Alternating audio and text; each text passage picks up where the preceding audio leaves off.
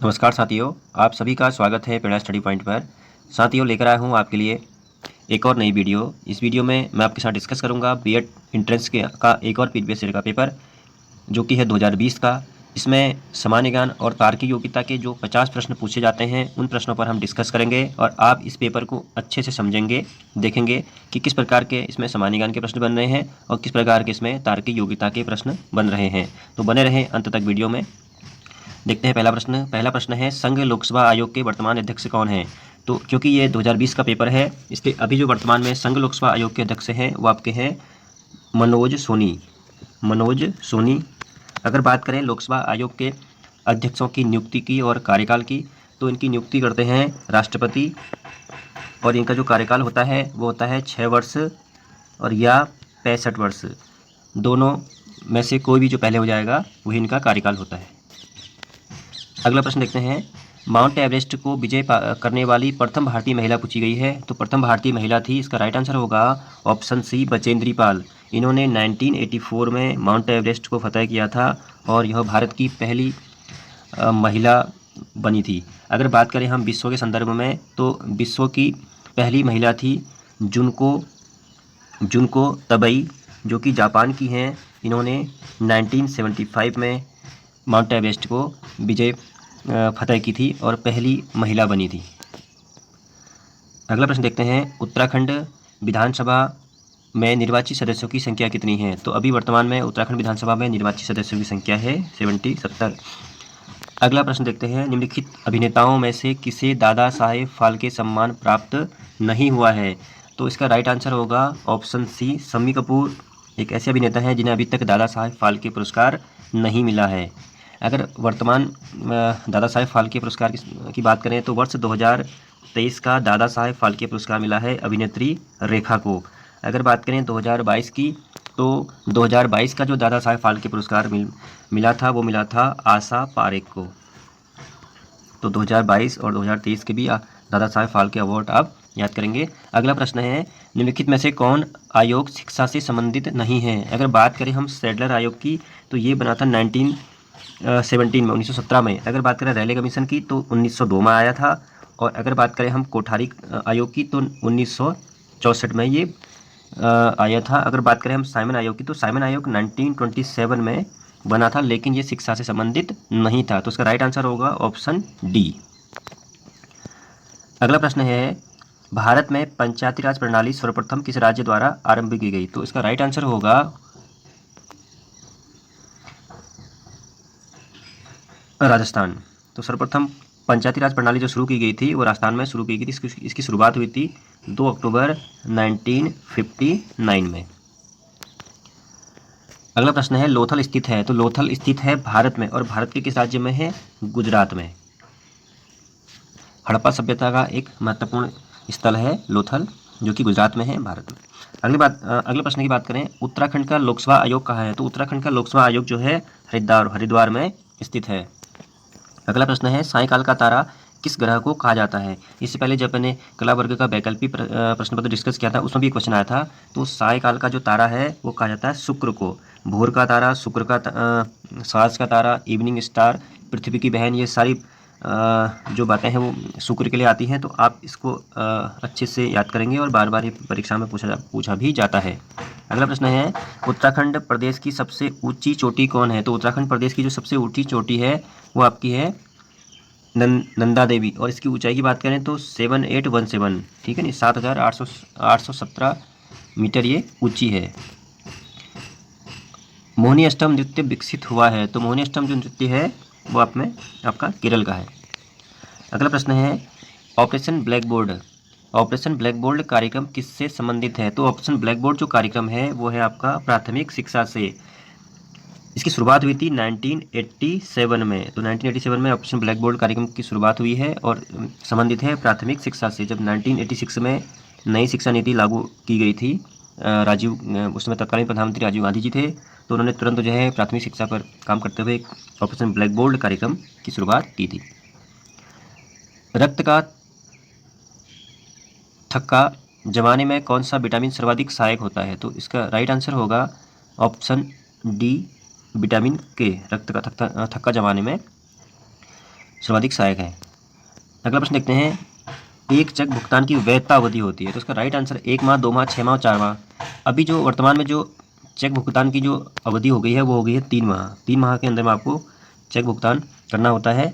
और अभी इसमें ऑप्शन दिया है वो 2 माह, 4 माह, 6 माह, तो इसके हिसाब से उस समय पे 6 माह पहले था। अध्यापक शिक्षा के लिए वैधानिक संस्था है, तो NCTE अध्यापक शिक्षा के लिए जो वैधानिक संस्था है वो आपकी NCTE है, तो इसका राइट आंसर होगा ऑप्शन डी। अगला प्रश्न देखते हैं, वंदे मातरम ट्रेन चलती है दिल्ली से पटना, दिल्ली से अहमदाबाद, दिल्ली से वाराणसी, दिल्ली से मुंबई। तो जो सबसे पहली जो वंदे मातरम ट्रेन स्टार्ट की गई थी वो दिल्ली से वाराणसी स्टार्ट की गई थी वर्ष 2019 में। उसके बाद दूसरी जो ट्रेन शुरू की गई थी वो दिल्ली से दिल्ली टू कटरा वैष्णो देवी के लिए। अभी वर्तमान में जब अगर वंदे मातरम ट्रेनों की बात करें तो लगभग 25 ट्रेनें चलती हैं। अगला प्रश्न रीजनिंग का है, ये कह रहा है कि अ ब का पिता है लेकिन ब अ का पुत्र नहीं है, तो दोनों में क्या संबंध होगा। अगर आपको अच्छे समझेंगे, अ ब का पिता है लेकिन ब अ का पुत्र नहीं है, तो ये सिंपल सी बात है, अगर पुत्र नहीं है तो क्या होगी, पुत्री होगी, तो इसका राइट आंसर होगा ऑप्शन सी। इसमें जो अभी रीजनिंग के जो क्वेश्चन हैं वो आपको मैं अलग से एक रीजनिंग की वीडियो लेके आऊँगा, उसमें आपको इन क्वेश्चनों को डाल के डिस्कस मैं कर लूँगा। अभी आज केवल जीएस के प्रश्न इसमें हम डिस्कस करते हैं। जो 17वां प्रश्न है, निम्नलिखित में से कौन दूसरों से भिन्न है, तो इसका राइट आंसर होगा 3 जो है इसमें मंगल, बुध और बृहस्पति, ये हमारे ग्रह हैं, तो चैलेंजर हमारा जो है ग्रह नहीं है। इनका डिस्कशन मैं बाद में करूँगा जितने भी इसमें रीजनिंग के क्वेश्चन हैं। अगला प्रश्न देखते हैं जीएस का, दादा साहेब फाल्के ने राजा हरिश्चंद्र फिल्म कब निर्देशित की थी, तो इसका राइट आंसर होगा राजा हरिश्चंद्र फिल्म जो आई थी वो 1913 में आई थी। अगला प्रश्न देखते हैं, भारत में मुख्य चुनाव आयुक्त की नियुक्ति कौन करता है, तो भारत में मुख्य चुनाव आयुक्त की नियुक्ति कौन करता है, राष्ट्रपति। अगला प्रश्न देखते हैं, भारत के किस राज्य में सबसे प्राचीन नालंदा विश्वविद्यालय, तो इसका राइट आंसर होगा बिहार में जो है नालंदा विश्वविद्यालय। इंदिरा गांधी मुक्त विश्वविद्यालय कब स्थापित किया गया, तो इसका राइट आंसर होगा ऑप्शन सी 1985। 1985 में इंदिरा गांधी राष्ट्रीय मुक्त विश्वविद्यालय की स्थापना की गई। उस देश का नाम बताइए जिसे उगते सूर्य का देश कहा जाता है, तो इसका राइट आंसर होगा ऑप्शन बी, जापान को जो है उगते सूर्य का देश कहा जाता है। विश्व का सबसे छोटा देश कौन है, तो विश्व का सबसे छोटा देश है आपका वेटिकन सिटी, ऑप्शन डी इसका राइट आंसर होगा। उत्तराखंड राज्य के किस शहर में लाल बहादुर अकादमी स्थित है, तो लाल बहादुर अकादमी स्थित है आपका मसूरी में, ऑप्शन सी इसका राइट होगा। पूर्व राष्ट्रपति स्वर्गीय APJ अब्दुल कलाम द्वारा लिखित ऑडियो पुस्तक विंग्स ऑफ फायर के पीछे किसकी आवाज़ है, तो इसका राइट आंसर होगा ऑप्शन सी, गिरीश कर्नाड की जो है इसमें आवाज़ है। Wings of Fire doctor APJ Abdul Kalam की आत्मकथा है। उत्तराखंड राज्य के किस शहर में एम्स है, तो इसका राइट आंसर होगा ऑप्शन डी, ऋषिकेश में जो है एम्स की स्थापना की गई है। निम्नलिखित में से कौन सी नदी उत्तराखंड में नहीं बहती है, तो रामगंगा, टोंस, गंडक और नायार, तो इसमें से रामगंगा, टोंस और नायार जो है उत्तराखंड में बहती हैं, गंडक नदी जो है उत्तराखंड में नहीं बहती है। निम्नलिखित नदियों में से कौन गंगा की सहायक नहीं है, तो इसका राइट आंसर होगा ऑप्शन डी, चंबल जो है यमुना की सहायक है, गंगा की सहायक नहीं है, बाकी तीनों गंगा की सहायक नदियाँ हैं। निम्नलिखित में से कौन सा मंदिर पंच केदारों में शामिल नहीं है, तो इसका राइट आंसर होगा ऑप्शन डी, बागनाथ जो है पंच केदारों में शामिल नहीं है। केदारनाथ, तुंगनाथ, रुद्रनाथ और 2 और है जो पंच केदार, मद महेश्वरनाथ और कल्पेश्वरनाथ, ये आपकी जो है 5 पंच केदारों में शामिल मंदिर हैं। निम्नलिखित में से कौन मैग्सेसे पुरस्कार से सम्मानित है, तो इसका राइट आंसर होगा ऑप्शन ए, चंडी प्रसाद भट्ट को रेमन मैग्सेसे मिला है 1982 में, 1982 में इन्हें मिला है, ये भी आपको याद करने हैं।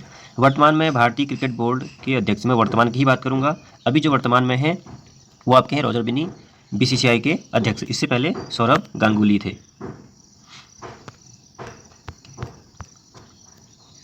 भारत के पहले चीफ ऑफ डिफेंस CDS कौन है, अब तो थे हो गए हैं, तो इसका राइट आंसर होगा option A, general Bipin Rawat जो है पहले CDS थे हमारे। भारतीय रिजर्व बैंक के वर्तमान गवर्नर कौन है, तो वर्तमान गवर्नर जो है शशिकांत दास हैं, अभी भी वर्तमान में भी हैं शशिकांत दास। निम्नलिखित में से कौन सा देश सार्क का सदस्य नहीं है, तो इसका राइट आंसर होगा ऑप्शन ए म्यांमार सार्क का मेंबर नहीं है। टोटल कितने देश हैं सार्क में? 8 देश हैं। इसकी स्थापना हुई थी 1985 में और इसका मुख्यालय आपका कहाँ है? काठमांडू में है। तो सार्क के संबंधित आपको फैक्ट भी, जितने भी ये संगठन हैं इनके मुख्यालय, इनकी स्थापना और इनके देश, ये आप सभी को जैसे अभी अगला प्रश्न आ गया है, विश्व स्वास्थ्य संगठन के वर्तमान महानिदेशक कौन है? तो विश्व जो स्वास्थ्य संगठन है, एक तो इसकी स्थापना हुई थी आपकी 7 अप्रैल 1948 को, इसीलिए 7 अप्रैल को जो है विश्व स्वास्थ्य दिवस भी मनाया जाता है। तो दिवसों को भी आपको ध्यान करने हैं, बहुत सारे जो इंपॉर्टेंट डेट्स हैं वो भी आप लोगों को याद करनी है, परीक्षा में पूछी जाती हैं। तो अभी जो इसके वर्तमान अध्यक्ष हैं वो इसका option C Tedros A Ghebreyesus right answer है। और इसका अगर मुख्यालय की हम बात करें तो इसका मुख्यालय आपका है जेनेवा में।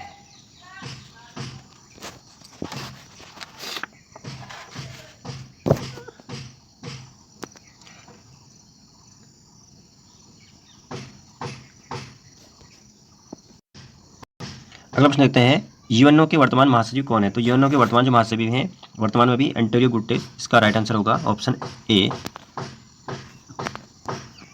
अगला प्रश्न है, भारत में परमाणु ऊर्जा के जनक किसे माना जाता है? तो इसका राइट आंसर होगा ऑप्शन बी। भारत में परमाणु ऊर्जा के जनक हैं होमी जहांगीर भाभा।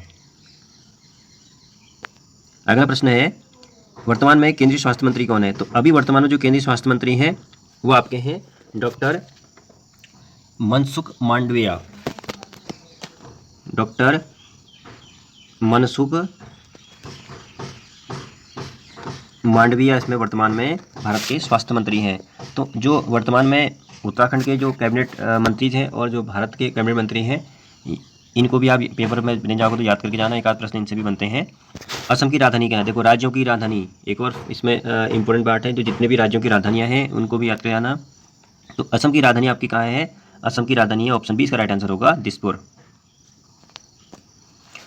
अनंत पद्मनाथ मंदिर किस नगर में स्थित है? तो इसका राइट आंसर होगा ऑप्शन ए तिरुवनंतपुरम। केरल की राजधानी है तिरुवनंतपुरम, वहाँ पर क्या है आपका अनंत पद्मनाथ मंदिर है। निम्नलिखित में से कौन केंद्र शासित प्रदेश नहीं है? चंडीगढ़, पुदुचेरी, दमनदीव और गोवा। तो गोवा जो है एक राज्य है, बाकी तीनों क्या है? केंद्र शासित प्रदेश है। तो जीएस का अंतिम प्रश्न है, भारत के किस राज्य को पूर्व का स्कॉटलैंड कहा जाता है? तो पूर्व का स्कॉटलैंड कहा जाता है आपको मेघालय। तो इसका राइट आंसर होगा ऑप्शन डी। और किस शहर को कहा जाता है? शिलोंग को। ठीक है, शिलोंग जो है मेघालय की राजधानी भी है, तो इसे पूर्व का स्कॉटलैंड कहा जाता है। तो ये इसमें जीएस के कुछ प्रश्न थे। बाकी जो इसमें रीजनिंग के प्रश्न दिए हैं वो अभी मैं आपको नेक्स्ट वीडियो में कुछ रीजनिंग के और प्रश्न डाल के अलग से वीडियो बना के डिस्कस कर लूँगा। तो इस वीडियो में इतना ही। आई होप कि आपको वीडियो पसंद आई होगी। तो आप लोगों ने अच्छे से जीएस के पोर्शन को समझा होगा। तो इसी के बिहाफ पर आप तैयारी करेंगे, कैसे कैसे प्रश्न बन रहे हैं। तो मिलते हैं नेक्स्ट वीडियो में, तब तक के लिए धन्यवाद।